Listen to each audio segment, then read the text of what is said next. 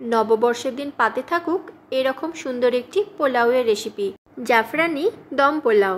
শুধুমাত্র আমিষ নয়, যে কোনো নিরামিষ সাইড ডিশের সঙ্গে এটা একদম পারফেক্ট। তো চলুন বানানো শুরু করি। প্রথমেই নিয়ে নিচ্ছি আমি 2 কাপ পরিমাণ বাসমতি চাল।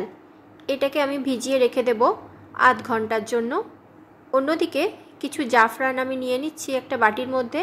এটাকে আমি গরম জল দিয়ে ভিজিয়ে রাখবো। গরম জল দিয়ে ভেজালে জাফরানের কালারটা সুন্দর আসে। নিচ্ছি কিছু কাজু কিশমিশ। এবার একটা হাঁড়ির মধ্যে দিয়ে দেব 2 টেবিল চামচ পরিমাণ ঘি। ঘিটা এখানে একটু বেশি নিতে হবে। দিচ্ছি 2টো তেজপাতা, 2টো দারচিনি স্টিক, কিছু লবঙ্গ, এলাচ, স্টার অ্যানিস আর অল্প একটু জয়িত্রীর ফুল। এটাও আমি ফোড়নের মধ্যে দিয়ে দেব। এবার এটাকে হালকা হাতে ভালো করে নাড়াচাড়া করে নেব যতক্ষণ না ফোড়নটা থেকে সুন্দর মতো একটা গন্ধ বেরিয়ে যায়। এর মধ্যেই এবারে দিয়ে দিতে হবে কাজু আর কিশমিশগুলো। কাজু কিশমিশগুলো দেওয়ার পর 2 থেকে 3 মিনিটের জন্য এটাকে আমি ভালো করে ভেজে নেব। দেখবেন একটা সুন্দর কালার চলে এসেছে আর কিশমিশটাও আমাদের ফুলে গেছে। এখন এর মধ্যে আমি দিয়ে দেব যে চালটা ভিজিয়ে রেখেছিলাম, সেটাকে জল ঝরিয়ে নিয়েছি। জল ঝরানো চালটা এবার এর মধ্যে আমি দিয়ে দেব। হালকা হাতে ভালো করে আমি এটাকে ভেজে নেব। গ্যাসের ফ্লেমটা এখানে লো রাখতে হবে। 2 থেকে 3 মিনিটের জন্য চালটাকে আমি ভালো করে ভেজে নেব। চালটা ভেজে নেওয়া অত্যন্ত জরুরি। এখানে আমি 2 কাপ পরিমাণ চাল নিয়েছি, তাই এখানে 4 কাপ পরিমাণ আমি উষ্ণ গরম জল ব্যবহার করলাম। নুনটা স্বাদ মতো দিয়ে দিচ্ছি আর ঢাকনা দিয়ে এটাকে আমি রান্না করে নেব 80% মতো। এবার এর মধ্যে দিয়ে দেব স্বাদ অনুযায়ী কিছুটা চিনি। চিনিটা এখানে একটু বেশি দিতে হবে, কারণ পোলাও একটু মিষ্টি মিষ্টি হবে। এটাকে আবারও ভালো করে আমি একটু নাড়াচাড়া করে দিচ্ছি।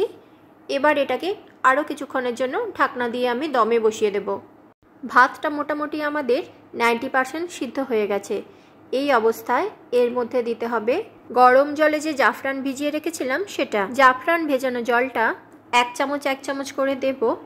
পুরো জায়গায় একবারে ঢেলে দেব না, কিছু কিছু জায়গায় আমি এটাকে দিয়ে দেব যাতে পরে কালারটা সুন্দর আসে। আর এর মধ্যে আমি অ্যাড করে দিচ্ছি 2 চামচ শাহি গোলাপ জল। এই গোলাপ জলের ফ্লেভারটাও পোলাওয়ের মধ্যে ভীষণ ভালো লাগে। চারপাশ থেকে কিছুটা আটার ডো নিয়ে এটাকে আমি আটকে দেব আর এটাকে আমি চাপা দিয়ে দমে রেখে দেব 10 মিনিট। গ্যাসের ফ্লেমটা আমাদের লোই রাখতে হবে, গ্যাসের ফ্লেম কোনোভাবেই বাড়ানো যাবে না। এখানে একটা কথা বলে রাখি, চালটা কিন্তু দমে বসানোর আগে সম্পূর্ণ সিদ্ধ করবেন না, তাহলে দমে বসানোর পর চালটা আর একদমই ঝরঝরে থাকবে না।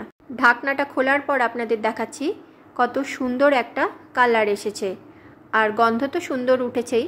নববর্ষের দিন বা যে কোনো অনুষ্ঠানের দিনে এরকম যদি একটি ঝরঝরে পোলাও বানাতে চান তাহলে এই রেসিপিটা অবশ্যই ফলো করতে পারেন। শুধুমাত্র যে কোনো আমিষ আইটেম নয়, যে কোনো নিরামিষ আইটেমের সঙ্গেও এই পোলাওয়ের কম্বোটা একদম অসাধারণ লাগবে খেতে। এই ধরনের রেসিপির জন্য আমার সঙ্গে থাকুন। হাজির হব আরও অনেক ধরনের রেসিপি নিয়ে।